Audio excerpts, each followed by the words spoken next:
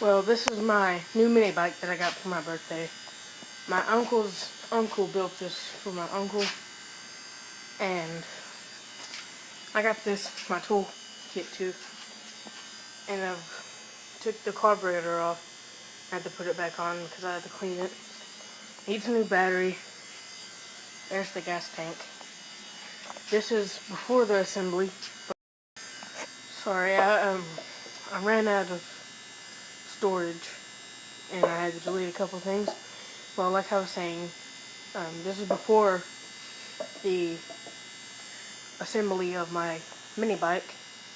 I just have to get a new battery, clean the gas tank, put it back on, and hopefully she runs. Oh, and I need to get some more oil for it. So, it has a light.